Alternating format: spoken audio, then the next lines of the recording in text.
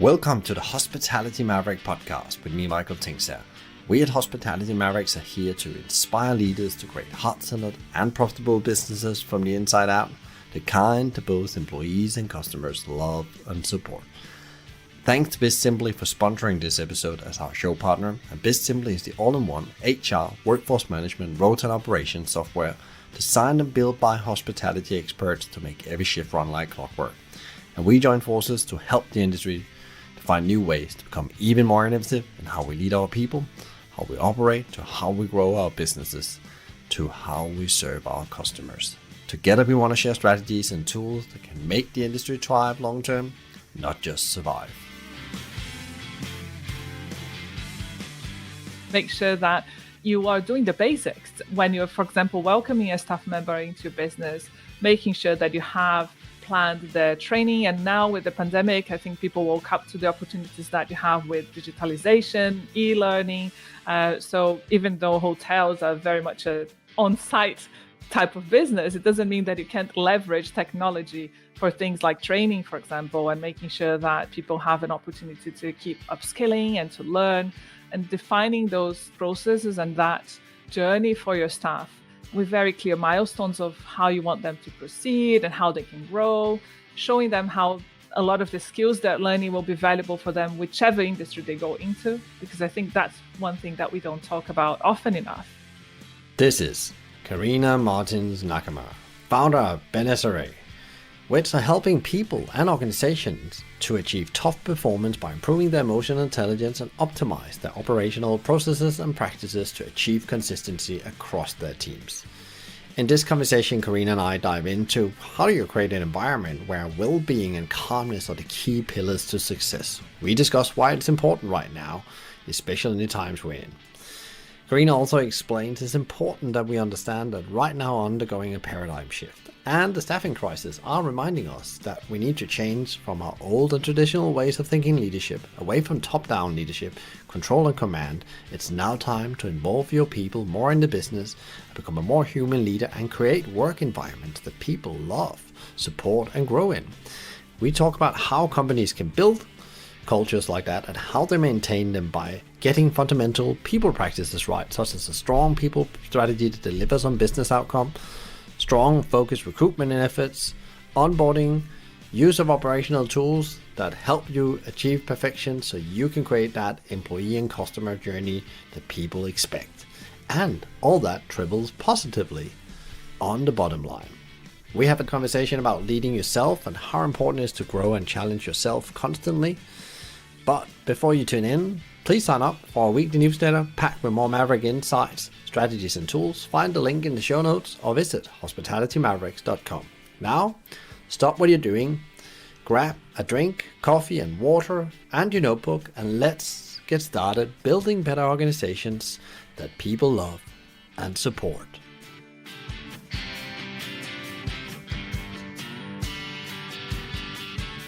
Well, I'm super excited about today's conversation because we're going to have a different perspective. We have Carina on the show.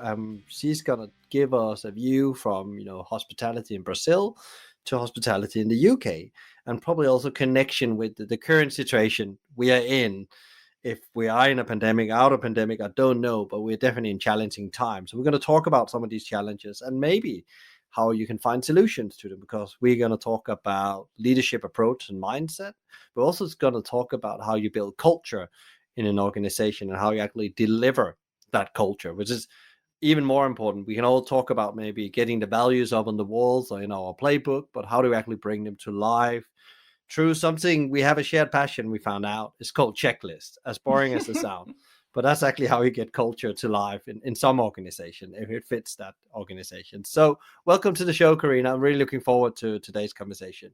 Thanks, Michael. Likewise, I'm really excited to be here and have all that exciting conversation with you and our listeners. So if you should give a little bit of background, Carina, so people understand and can set you in context of the world. What I said you were from Brazil and you traveled to the UK. Tell a bit more and what you're up to now. Yeah, no, that's exciting. So I'm from Brazil. That's where I did tourism originally in university, but I always kind of have this dream of working in hospitality. I thought would allow me to travel the world. As so many people joining our industry, they see this as this great career to allow you to travel. So at 18 years old, that's definitely what I wanted to do. And then when I was still in uni, I had a gap year when I went to Bristol. I lived there for 1 year, and I completely fell in love with the UK. So my story here has, started a long time ago. Went back to Brazil, started to work in hospitality there, worked for many years at the Fazano Group, part of the leading hotels of the world, but had these unfinished businesses with the UK. So in 2016, finally managed to convince my husband and then 2 kids who are 9 and 5 to make the move. Quite adventurous as well. We didn't have exactly a plan, but it was really exciting. And here we are 5 years later still. And really well settled, and this is home now, so we're really, really happy. And then, during the pandemic, I've worked in 2 hotels here as well, managed 2 privately owned hotels here in the UK. And at some point, I decided I wanted to try to work more with project management and process improvement, which is something I've always been very involved with. I've launched many hotels, I've implemented many initiatives, restaurants. So it was something I wanted to deep dive a bit more on. But then during the pandemic, I think as many of us, I decided it was time for me to really try to do my own thing. It was a long dream. I've always wanted to try to help more businesses having my own business. And that's when Benessere really became my main occupation. So through Benessere, really what we want is to unlock human capital, help bring balance to organizations, to help balance people, quality, and profit.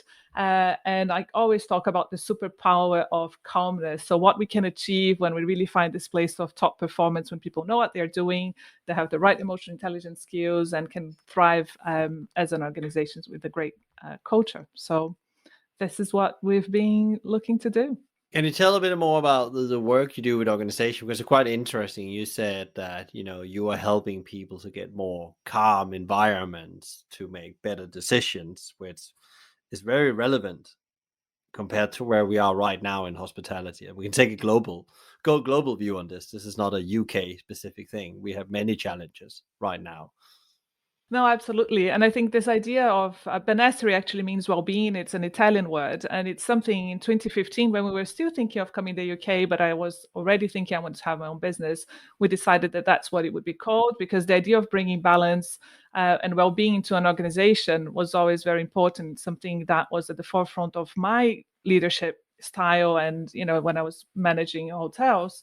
So and it was something that I actually implemented with my team, this idea of, let's just try to find that place of calmness, because we'll make much more assertive decisions, get better results. So a lot of people, when you start talking about it, they look at you as like, what are you talking about? This doesn't really fit the business world. But I think if the pandemic hasn't wakened people up for this, the importance of this, the idea of mental health for productivity, for performance, it has complete linked. So it's always been important, and I'm happy that now people are at least listening more to it, and we have these spaces like your podcast and so many others to talk about this. So when you go in and do a project, what specifically, if you should give it like an example of, let's say you go into an organization and you have you have COVID racing outside, and you have totally chaos in the organization or in the team, or some degree of chaos. What is it that you can help them with, and how do we actually approach that? And what is the typical things you see? Yeah, I think, chaos is maybe more evident now, and everyone maybe at the same time is going through this, which is quite unique. Sometimes you have different organizations going through this, but definitely having challenges in a business is nothing new. And I think that the main thing is, when I talk about the balance, is putting the people metrics. So what you're doing for all your stakeholders in your business, just at par with what you're doing for all your other KPIs, your quality indicators, your profit indicators. So what can you do to actually make your people feel like they are engaged and part of the solution, like they are part of that, of finding solutions for those problems? Because quite often, I think as business owners or as managers, you do think that it's on you to find the solutions and for them to just perform and to do the work.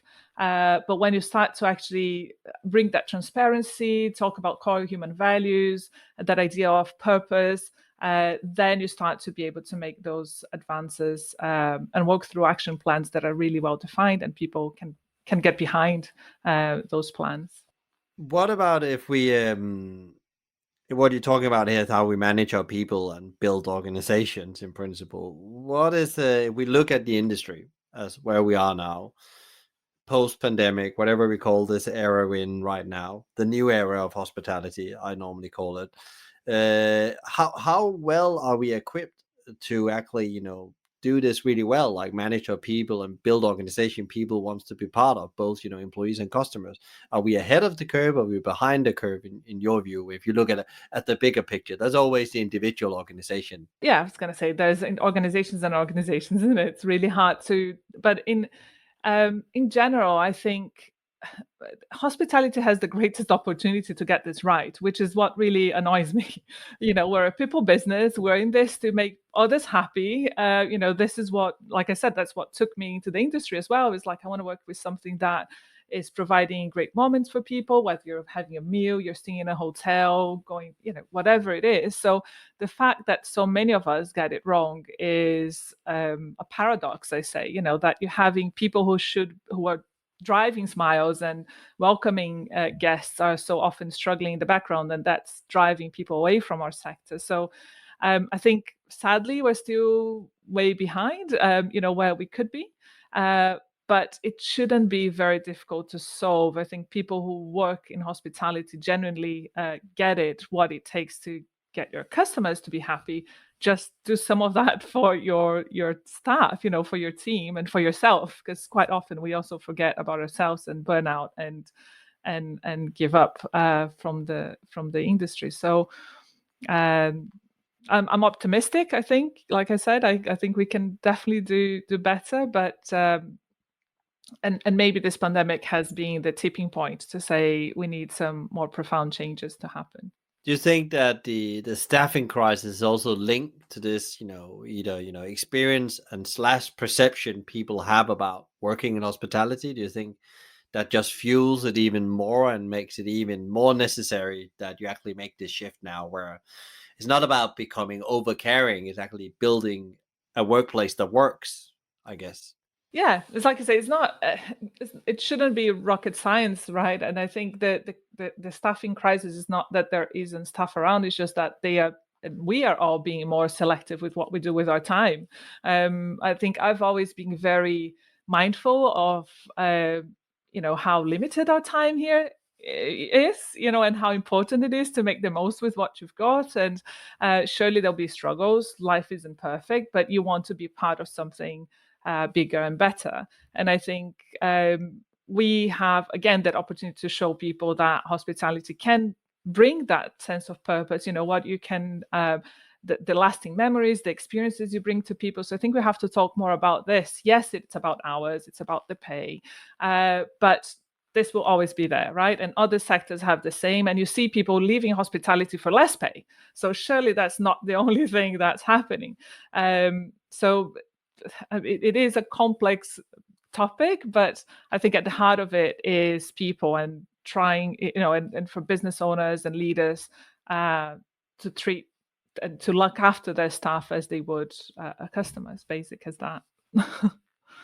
If you should give like a formula or an approach, because everybody has to find their own way. I never believe there's like a cookie cutter way of doing leadership or improving a business, or you always need to find your own algorithm in a way. I'm a big believer. But what can we do to make work better in hospitality? Because one thing is going out saying that we want to do it. I think all the right intent is there, and come and have a job in hospitality, you can travel the world and so on. But we actually need to show we can do it as well. We need to make work better. What could companies do? Is there like some things that you see often are, top opportunities for improvement in organization to improve the engagement or the atmosphere of working there? Yeah, no, you're right. Because there's so many organizations that do a great ad, isn't it? It's great to work here. And then people start the first week, they don't even have a welcome, right? They don't get an induction. They're not onboarded properly. So it's all about making all of these things that we're talking about very tangible and linked to processes. We were talking about how much I love checklists, but that's one of the many ways, to make sure that you are doing the basics. And when you're, for example, welcoming a staff member into your business, making sure that you have planned the training. And now with the pandemic, I think people woke up to the opportunities that you have with digitalization, e-learning. So, even though hotels are very much an on-site type of business, it doesn't mean that you can't leverage technology for things like training, for example, and making sure that people have an opportunity to keep upskilling and to learn. So that's really important, and defining those processes and that a journey for your staff with very clear milestones of how you want them to proceed and how they can grow, showing them how a lot of the skills they're learning will be valuable for them, whichever industry they go into. Because I think that's one thing that we don't talk about often enough. I know you're from McDonald's, and I remember when I was still in uni, I went to talk to one of my dad's friend for advice, and the first thing he told me was like, "You should work at McDonald's," and I was like, "At McDonald's? I just passed in the best university in the country. I'm not going." And it was such like the perfect advice. I should have gone to work in McDonald's. In the end, I went to Disney World doing exactly the same work I would have done in McDonald's. And that was the great school, to understand how amazing and what a difference a great onboarding you'd have that this big organizations show you. You feel like you belong, you feel like you're part of that, and things are structured. And I think that really laid the foundations to what I saw as important, afterwards as a leader. So work at McDonald's, you'll learn loads that will take you whichever your career you take in the future. And I think also to translate that to other organizations, because what I have seen when I come in is that often there's some very good operational process for delivering the service or the product to the customer, but there's not those processes put in place for the people journey, you called it, the customer journey and the people journey. There's no clear defined procedures actually, and nobody put the right intent behind them because they're not measured in the same way. And that's what you just mentioned about McDonald's. That was one of the things that was very clear in McDonald's. When a McDonald's country or restaurant worked really well, it actually came down to they really executed well in the people journey, and then that reflected on the operational journey. Perfect. Which then reflected on the customer journey, and then it reflected on profit. And it was like there was also lists to follow there, and people was obsessed about these lists. And following them, there was audits on these lists, and that's maybe going to the extreme. It doesn't fit every culture, but there's something about having a plan for people. Because actually, we just did a study recently, and it was quite significant to see that up to more than 70% of people didn't have a plan for their people, even though where we are in this current moment. This is done over the summer. These surveys and interviews with people, more than 50 leaders of hospitality business, and it was quite staggering that they have this issue around people, but there's no plan and processes in principle in place, and no leverage of digital tools to help them, as you mentioned. So I just wanted to put that in to build the argument that actually a lot of the calmness, as you talk about, can be found in fixing the fundamentals, and that's a journey. It's not something you do in one day. No. Yeah, exactly. And I think it's making it embedded on your day to day, and like I say, part of your everyday metrics. So you're looking at your, how you're making against forecast. Yes, how your reviews are going, but how are your people metrics? How your team moving on the onboarding journey, and just really putting the same energy behind it. And like I say, it's just a positive cadence of goodness that comes out of it. Have you ever been met when you suggest that, this on the people journey? Because I'm you don't have to convince me. I'm already converted. You're preaching to the convert. But if you had to, like anyone said, well, is that not just a lot of work and something that, like typical HR, to come up with all these processes and checklists, because then they have something to do, and it doesn't really add any value to the business. It feels like it's crazy for me that in this day and age we still have that type of mentality, but it does feel sometimes like I don't have time for that. Well, if you don't have time for that, you never have time for much, really, because that's what's going to drive the whole calmness and the whole control and having a team that enjoys what they're doing. You get to a point where it's a long game for sure. It's not something that a weekend retreat or one day bringing a mindfulness, those things help. They are kind of, it shows a willingness to do the right thing. But you really have to make that a priority. And as much as you're doing your lineup, those routines in the business, make it part of your routine. So it won't feel like it's another thing. It's just part of your day to day. So I think because a lot of businesses still see that as a nice to have is why we are where we are. We're still promoting and elevating as leaders people who are great technical at what they do. Maybe they're great waiters, the best receptionists, but to actually build that culture and develop teams, you need to work on those leadership skills, which involve understanding how to put a plan in place, how to have that long-term vision of what you have to do to get your team to where you want to and your business. A lot of people talk in a moment about they want to build a culture that people want to join. It's suddenly become, and I can see again the same, CEOs talking about their values. They will go in a year's time and they talked about all these things, the playbook they created, the culture playbook, all these initiatives they did to attract people, and some of them were more successful than others. But how do you actually build great culture? How do you actually, maintain it as well? Because, one thing is doing this initiative to fix a here and now problem, but actually put sustainable effort behind it. Because again, we talked about it before this interview as well. One of my favorite books is Good to Great, and they were relentless about building great people practices, as we talk about them here. Think that futurize a great culture. So, but what is your view on, when we have to build great culture, and what is it that we are missing sometimes in that journey? I think obviously we talked about routines. We talked about looking to those metrics consistently. It's not once in a year you do an engagement survey, you see it doesn't look great, you hide half of those figures and you don't talk about it because you don't want to, you don't want to keep saying that people don't think leadership is good enough in your business, and that's not good enough. So you have to look into those things a lot more often. And communication is the main thing, like transparency and bringing people to the table, everyone across the business. Like you have leaders at your reception, you have leaders in your housekeeping team, you just have to bring those people into the conversation to find solutions.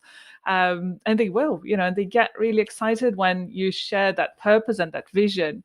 I think there's still a lot of, this is confidential information, this I won't share. I think that my successor head of business has had a lot to do with doors really always open. There was no silly question, and having whether there was quarterly meetings, however often you're going to meet with your whole team, make sure that you do bring the good, the bad, and the ugly, and you bring them as part of that solution, and you show them what life could look like if they go into this journey with you. So I think making sure that communication is really clear and trickling that information down into the team so that your leaders are echoing what you say, and everyone is behind that same messaging is really important. It doesn't have to be complicated. You can find like one keyword, which is what everyone will get behind, and work through that as your key focus. And everything everyone is doing is to reach that goal. And when you do, you celebrate together, and just make it all about the positives that you will find at the end, rather than all the struggles and the complaining, which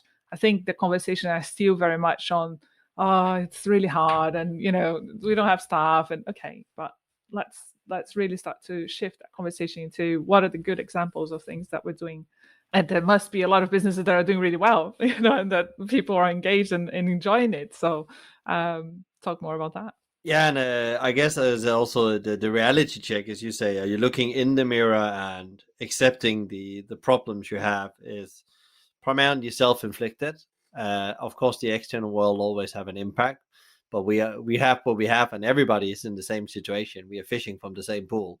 So how can we then become in the top 10 of that pool to make sure that people choose us instead of others? Because there is still people going for jobs in hospitality. It's not like there's no one applying, but the pool has definitely gotten smaller. What about leadership? How much, you talked a bit about leadership before, well, how much does that actually impact culture? Because some people say that's what defines culture, and other people say, well, it's the systems and the processes that defines a culture. Your beliefs, your rituals of every day are stronger than the individual leader. They go, well, obviously I would say that they go hand in hand, but I think there's a level of self-awareness as a leader that can really make a lot of difference. And which is something that you can only work within yourself, right? You can't be taught. You have to really seek out that understanding that everyone can learn, everyone can make mistakes, having that humbleness and showing that vulnerability. I think those are all words that right now they're really on. Everyone talks about vulnerability, everyone talks about, but it's always been super important, and we can't get out of this pandemic. Like I said, I don't know if we're still in a pandemic, we're not, we are, but with them just being another words that you put against the wall, just like alongside so many others like trust and communication that we talk about and we do nothing about it. So how can you help your leaders then learn about being self-aware? How can you take the shame out of a mistake and actually turn that into learnings? I think those are things that you can definitely develop for leaders, so that when you're telling them that they have to follow a checklist, they don't feel micromanaged, because a lot of people still see those systems for controls, on inverted commas, on tracking tasks as a way to micromanage. Like, I don't even want to look into those tasks management systems, for example, but I know it'll help you to have those things well organized and systematized, and it'll better for your productivity, and you'll feel better because you have things under control. But that all takes time to learn and to share that message, so people can get to that understanding. It's quite interesting what you're saying there. As through my career, when I either joined organization or work with organization, I often see the managers or the leaders of the organization. In my world, there's no bad leaders or bad managers. It's that leaders are not better than managers. We need both skills to run effective. But when I come in, I often see that the ability to manage oneself is actually the starting point to build great culture and great business outcomes, because actually that's the reason why I think goes wrong sometimes. So people leave a toxic culture or don't feel psychological safe, is that because that manager or some managers are not able to manage themselves, and that's both their time but also their emotion to things, and they have not really gone on that journey. They're just technical managers, and they're doing the job, but they're not really excelling at it, because excelling at it means that you are managing yourself better. Have you seen similar things as you have traveled through hospitality and still seeing that? Yeah, definitely. It comes down to the whole walk the talk, thing as well, because there's so much. Yeah, you have to do that. I need to see how you're doing, and then you give no transparency on what you are doing as well. And what are your challenges, and I think just showing that yes, my job is different than yours, not better. It's just a different role within what we're trying to achieve together is really important. And I think it is a tough balance to reach, because you have to be reminded. And I think that's the other thing as well. We say, yeah, you have the controls for all the managerial stuff, but you can have controls and reminders and processes in place to remind you of the soft skills, the called soft skills as well. But because sometimes, like, you get too involved into the day-to-day, the task, the things that have to be done. So putting the routines to say, you know what, today we're going to celebrate something we've achieved. And that's just as important as completing a task, which is very operational. Because otherwise it will gradually fall into the priority list, because like you said, you yourself, people don't see it as a priority. So you have to put those routines in place, even for things that are related to leadership, for engagement, for emotional intelligence, whatever it is, and put that routine in. For example, one thing I used to do in one of the hotels I managed is we would have those values that we would, for example, talk about trust during the whole week. And within our lineup, I would say, okay, we're talking about trust. We would read an affirmation about trust and say, what have you done yesterday in your day? Just randomly pick someone from your lineup where you trusted someone else in to do something in your day. And so just making that word actually become tangible through examples, and that would trickle down into the operational lineup. So then the receptionist who was on the lineup with me would go to her team and do the same. That would be on your canteen board talking about trust, maybe would bring that topic on a email that I would send to the team. So you just have to make it as important and add it to your routine as much as we're checking our our cost of service or whatever else you have on your business. I love what you're talking about there, Karina. You're talking about like these, how do you actually, you went on a away day and you created these values, and that's all good, the purpose, the mission, the vision, you maybe even written it down in a book, but how do you actually bring it to life in your day-to-day life? How do you actually make focus on them? And, you always know from a gut feel, if you look at your values, I'm 1 out of 10, I'm 7 on that, 8 on that. Oh, you're 4 on trust. We need to start talking about what trust is for us and actually find out and just have a conversation about it and actually bring it to life through stories. And I think it's very powerful. I think a lot of organizations actually forget it costs nothing in principle. It's just the leader needs to be brave enough to take that conversation and actually, say that that's something we failed on, including myself. How do we change that? Because most people have trust as a value, as you say, funny enough.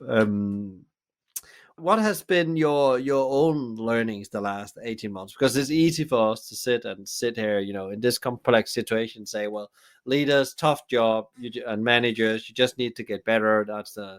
Will actually solve many of your problems. We all know that. There's nothing new in that.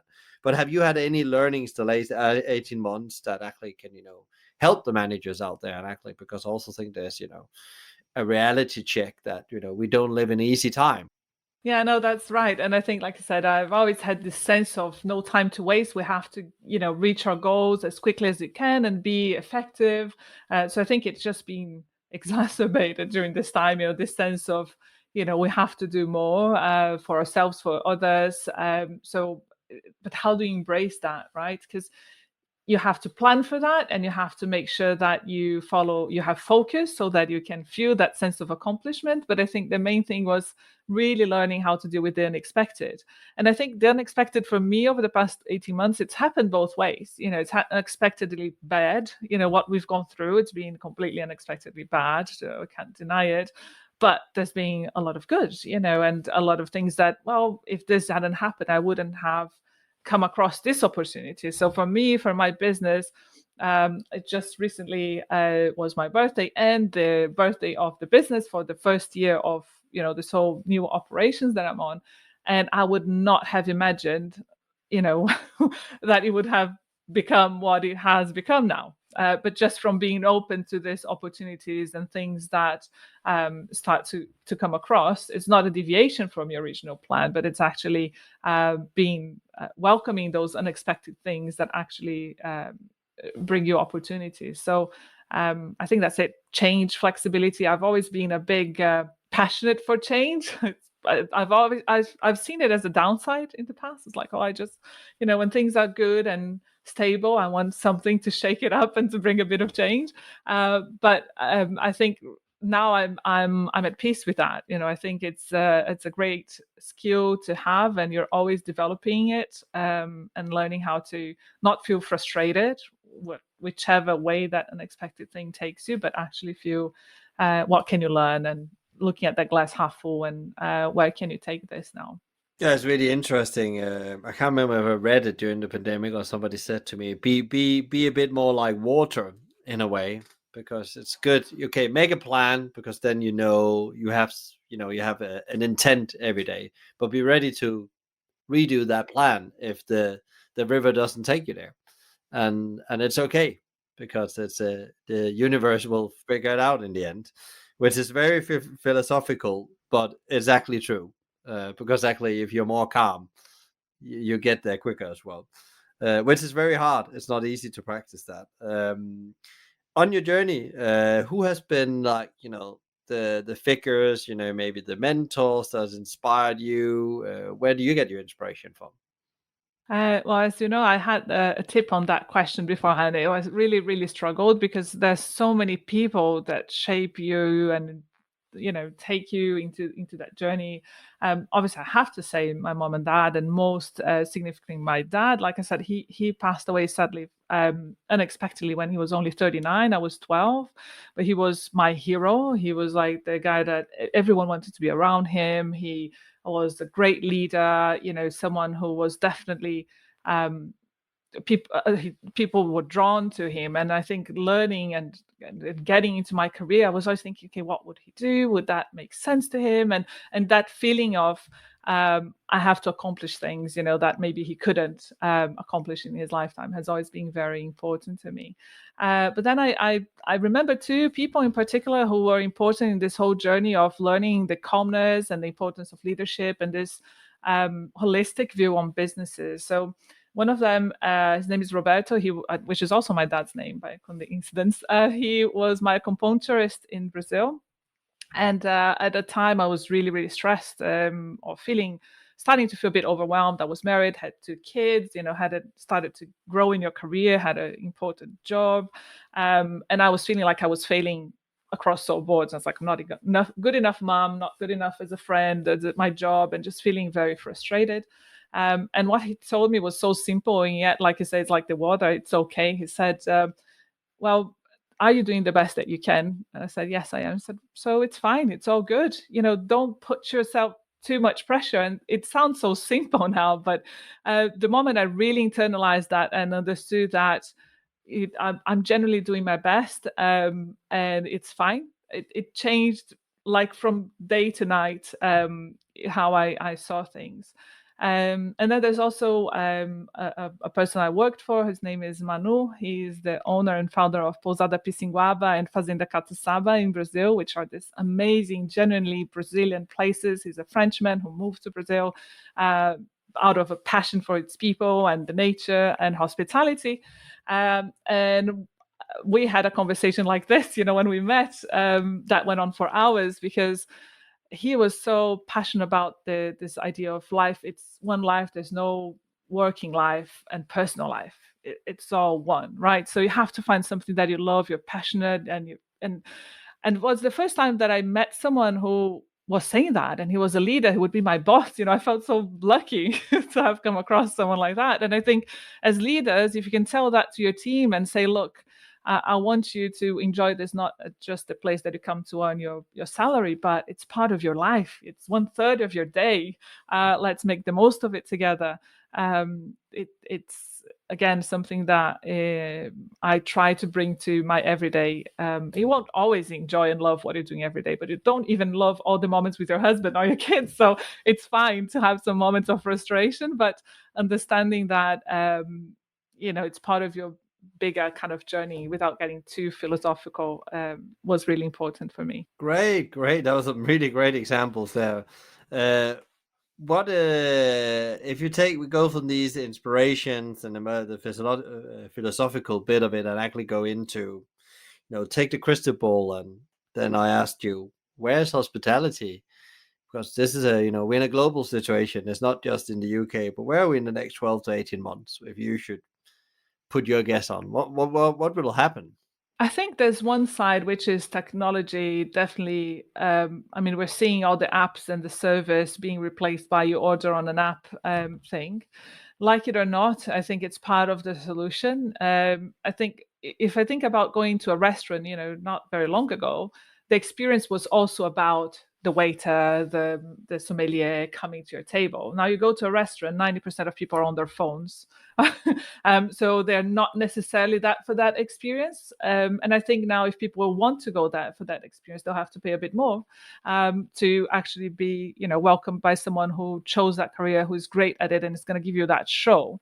And otherwise, you might be greeted by an app that's going to take your orders, and that's going to make the business work. Unfortunately, it feels like that's a bit what's happening, and you're really going to have not just different service levels, but actually completely different gastronomic experience, talking about restaurants, but hotels likewise, self-checking versus personal checking. That will be a lot more clearer on your price differentiator, and those markets will be a lot more distinct, I feel. but also I think that the appeal for authenticity, people became more connected with the humane side, hopefully, which I think can be very good for hospitality.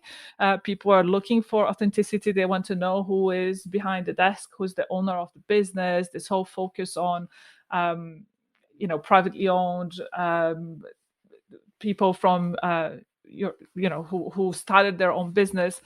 So I think that can also bring a lot of opportunities for the smaller ones who resisted being bought over by the big businesses with the big money, isn't it? So I think that the customers are being very open to looking for personality, for authenticity and hospitality, and businesses who bring this to the forefront and are brave to be themselves can really be a differentiator. Yeah, and I think you're spot on there again, because you don't just go for a plate of food. It probably, maybe even with increasing prices, is going to be something you do for a treat. It's not going to be a regular thing to eat out 5 days a week. Even getting coffee out every day, maybe it's gonna, because prices will go up. We know that because of labor costs and supply chain issue, and therefore, actually, when you do it, you want that human experience, that uniqueness of your brand or your restaurant. You want that to shine through, because that's in principle what you buy when you go out. So I think it's spot on. It's going to be very interesting to see, because that's the opportunity, I guess, to show real hospitality again, and not just focusing on the transaction of a plate of food. How do you, in all this craziness, show up pro, I call it, or in a good place? Because you talk about showing up in a calm place and not being overwhelmed, and we all have moments of that, and we just get better at managing them over time, I guess, when we're focusing on it. But how do you do it? Because it's a tough time, no matter what you do to in the moment. It is. I think, I was fortunate that I could make the move in this toughest of times to say, I want to do what I love. And definitely, and I think that again is what's making this shift in the job market, because a lot of people are doing that reflection and going after those experiences and hustling, and experiencing different things, which I think is really good. And that has really made, a massive difference on my well-being. I was never one to stay up late working. I've always been, I want to be focused and do the things with my time and respectful of people's time. And I haven't been respecting mine too much recently, but just because I'm having a lot of fun. I'm doing what I love. I'm talking to, to people who are delivering great things, helping get loads of ideas out there, and enabling, loads of new projects. So I think, for me, that's always been my, again, when we talk about that sense of time and of purpose and making it worthwhile, I think that's what makes me show up every day, and I feel that, yes, it's been worthwhile. And again, it doesn't have to be something big. And I think this is the opportunity for leaders to show that on every little thing. There's something amazing that has happened, and acknowledging those small moments and every small win is really important. And my husband supports me massively. My kids, we celebrate each other, and just not losing that perspective of the small wins is, I think, the tip here. Yeah, because the small wins combined or added up will make massive breakthroughs. That's normally what I say. 1% every day in the right direction. What is your advice? If I give you the stage as here, one of the last questions here, to give some advice to the industry and the leaders out there, because we said that there's something not working. We're in a situation. We said what needs to happen in a way. But what would be your concise top 3 advice to people out there? Okay, so concise, all our conversation. I think if there's anything you should put on your, your post-it, put on your agenda, whatever, however you organize yourself, is look after people. We've been talking about it. We've given some examples on how to do it, but then looking at all stakeholders, yourself included. So what are you doing on that whole idea of self-awareness? Really map those indicators. So it's not just saying, how are you? Yes. And looking after people starts with that, just acknowledging people and asking how they are and offering support. But actually, what are the indicators of all these people, what can you effectively make tangible and look at, and make plans, and not lose sight of that as much as you do your bottom line, and your financial figures. So people. Investing in technology, for me during this past year, the two big things that transformed my life and now I'm bringing to business to help transform theirs is the whole e-learning revolution, which started a while ago, but really became really strong now. So e-learning gives opportunity not just to sell courses to others, but to teach your team, to train your partners. So there's so much that can be done, and now it's so affordable and easy. Like I tell my kids that learning how to put an online course together will be like learning how to put a PowerPoint together a few years ago. It's a no-brainer. Everyone should do it. It's a way to communicate. And workflow management tools and productivity tools like ClickUp, Trello, all these tools out there to really, it can transform the way that you manage your team, and there gives clarity on what everyone's doing, what's on their plates. I don't think hospitality businesses use them nearly. I mean, I've never used it when I was a man of a hotel, so it's something I found out afterwards. And I can see how it would have made my life so much easier if I had come across this thing sooner. And then number 3 is looking for that bigger purpose. So we talked about authenticity, people looking for meaning. And I think hospitality, it shouldn't be difficult for us. We are in this amazing industry. We bring great moments to people, and I think that can make a difference to attracting more staff. Showing that you're environmentally responsible, that maybe becoming a B Corp. There's many ways to stand out as a business and to attract both your clients but your staff by showing that you go beyond making a profit. We know every business is there for profit, but we can do a lot more with our organizations. So yeah, people, technology, purpose are my top 3 for today.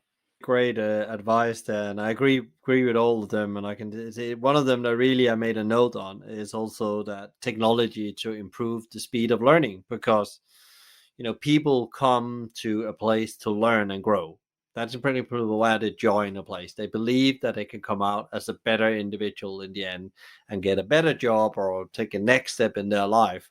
And actually with technology now, hospitality can give them that. You don't have to build all your own training materials. There's so much around. You can just give them access for very little money. And it's so powerful because people really will feel acknowledged when you give them a freedom to choose a course. And in principle, you don't have to control all of the learning. You can just say, there's this available. You can do whatever you want when you want.